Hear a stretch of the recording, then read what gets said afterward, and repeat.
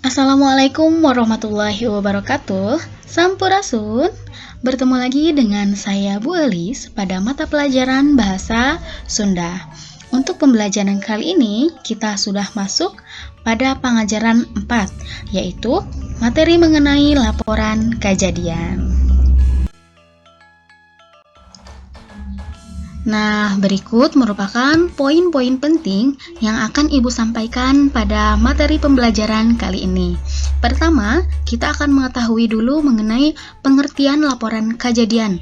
Kemudian ada ciri laporan kejadian, kemudian menyusun laporan kejadian, serta adegan laporan kejadian.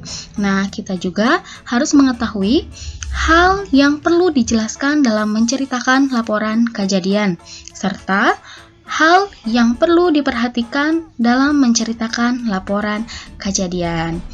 Mari kita simak ulasan berikut ini.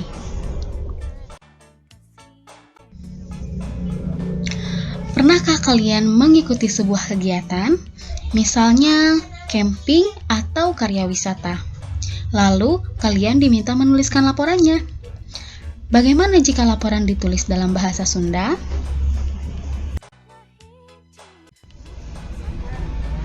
Pengertian laporan kejadian. Laporan kejadian yaitu laporan mengenai suatu kejadian yang pernah dialami. Setiap orang pernah mengalami suatu kejadian, kita bisa melaporkan satu kejadian itu ke orang lain. Melaporkan suatu kejadian akan lebih luas cakupannya daripada hanya menceritakan pengalaman. Nah, pada prinsipnya, laporan kejadian memang tidak jauh berbeda dengan karangan pengalaman pribadi. Keduanya sama-sama menguraikan pengalaman serta pengamatan yang dialami oleh penulis. Hanya saja, biasanya laporan kejadian lebih tertuju pada kegiatan-kegiatan tertentu yang sifatnya tidak pribadi. Misalnya, kegiatan camping, karya wisata, atau kegiatan mendaki gunung. Adapun beberapa ciri-ciri laporan kejadian. Yang pertama, hal yang dilaporkan harus ada manfaatnya bagi pembaca. Kedua, judulnya harus menarik pembaca. Kalimatnya sederhana dan tidak bertele-tele. Harus menggunakan kalimat aktif. Nah, memang bahasanya harus mudah dimengerti juga bagi pembaca. Kemudian, isi laporannya tidak ada unsur menghina orang lain atau menyinggung sara, karena laporan jurnalistik memiliki kode etik, artinya yang dilaporkan itu jujur. Yang keempat, menggunakan bahasa Sunda yang baik dan benar. Kelima, isinya singkat, jelas, dan lengkap. Keenam, menulis dengan sistematis dan sesuai dengan aturan.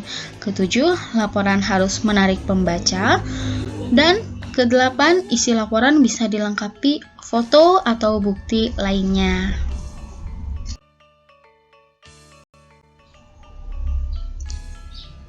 Dalam menyusun laporan kejadian, ada beberapa hal yang perlu kita perhatikan. Di antaranya, isi laporan harus singkat, jelas, dan sistematis, mudah dimengerti, dan isinya lengkap, disukai pembaca, faktual, serta sesuai dengan waktu yang sudah ditentukan. Nah, untuk isinya, isi laporan kejadian juga harus memberi gambaran yang jelas mengenai suatu kejadian. Biasanya harus mengandung unsur 5W1H. What, why, who, where, when, dan how. Nah, sebelum kalian membuat laporan, tentukan terlebih dahulu garis besar karangan laporan. Umpamanya, tujuan kita mendatangi tempat tersebut apa? Tempat-tempat yang kita datangi apa saja? Kapan waktu pelaksanaan kegiatannya? Kemudian, siapa saja yang mengikuti kegiatan tersebut? Serta apa saja yang dilakukan pada kegiatan tersebut. Berikut adegan laporan kejadian terbagi menjadi 3 bagian. Yang pertama ada bagian bubuka, artinya bagian pembuka. Kedua, bagian isi atau bagian isi. Dan yang ketiga, bagian pamungkas atau bagian penutup. Nah, untuk laporan kejadian harus disebutkan juga judul atau ngaran kejadiannya. Nih contohnya, Ibu ambil pada laporan kejadian yang berjudul Karya Wisata Ka Kebon Raya Bogor. Nah, itu sudah ada bagian pembukanya, bagian isi, dan bagian penutup.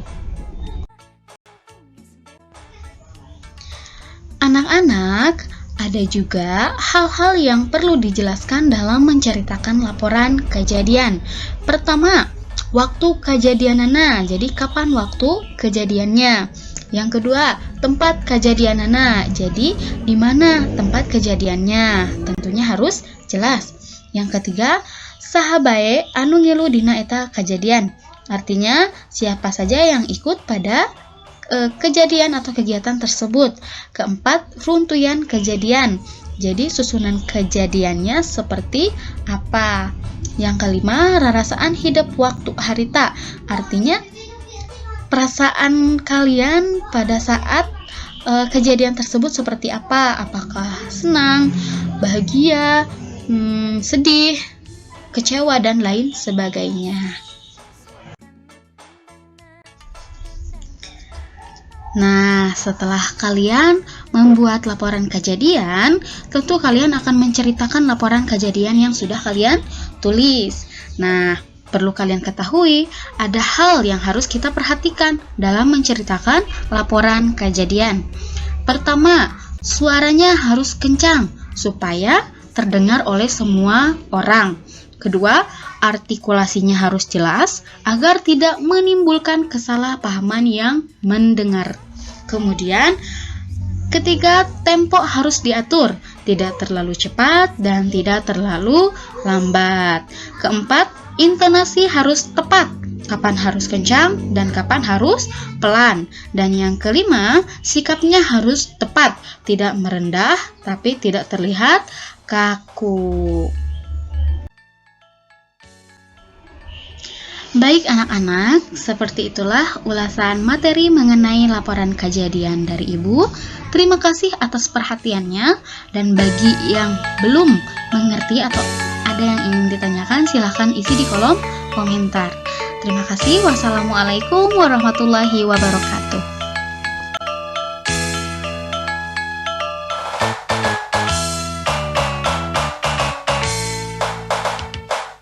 Mesat ngepung luhur jauh di awan-awan, meper kejancana bangun tayat kerindan, suku marah luas kecil pamatuk menulu, dapat megabari hiberna tarik dulu.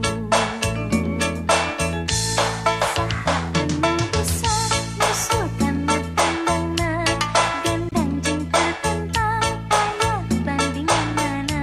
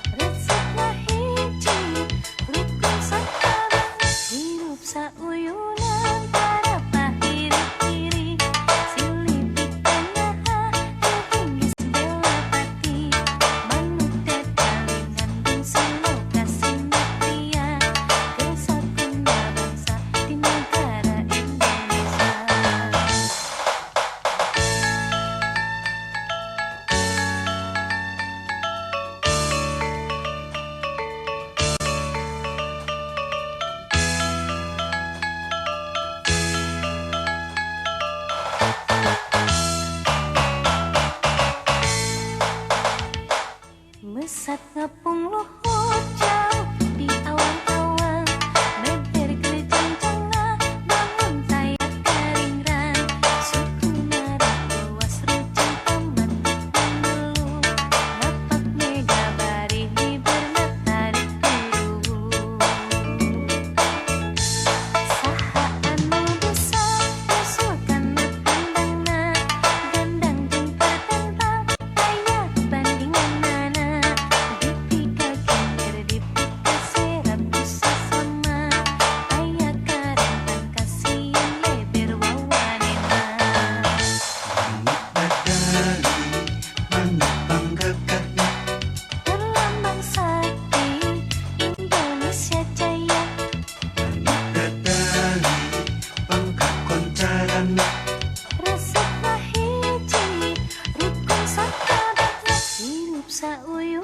tanpa